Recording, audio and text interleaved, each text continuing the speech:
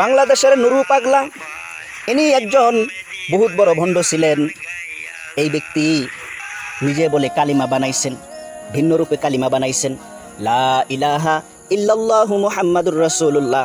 এই লা ইলাহা ইল্লাল্লাহটা রেখে মুহাম্মাদুর রাসূলুল্লাহ বাদ দিয়ে অন্য একটা অংশ লাগাইয়া দিয়েছিলেন কালিমার ভিতরে। এই মানুষটা এটা বহুত খারাপ কাম করেছে, এটা কাম করা উচিত নয়। কিন্তু এই মানুষটা নিজেকে ইমাম মাহদি বলেও দাবি করেছে, এটাও বহুত বড় বেয়াদবি করেছে। নিজে হত্যা হওয়ার কাম করেছে।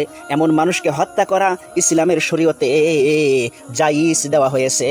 যে ব্যক্তি নবীকে অপমান করবে, আল কতল ওয়াজিবুন, তাকে কতল করতে হবে। যে ব্যক্তি আল্লাহকে অপমান করবে, আল্লাহকে গালিগালাজ করবে, আল্লাহর সাথে কোনো কিছু অংশী করবে, অর্থাৎ শিরিক করবে, আল কতল ওয়াজিবুন, তাকেও কতল করা ইসলামের শরীয়তে জায়েজ দেওয়া হয়েছে। কিন্তু এই নুরু পাগলা যখন মারা গেলেন, একে কবরে রাখা হইল, কবরের থেকে তুলে তাকে আগুনে জ্বলাইয়া দেওয়া, এটা কি ঠিক হয়েছে? আপনারা কমেন্ট বক্সে লিখে জানাবেন। ভিডিওটা ভালোভাবে দেখছেন নাকি, না দেখলে আরেকবার দেখেন।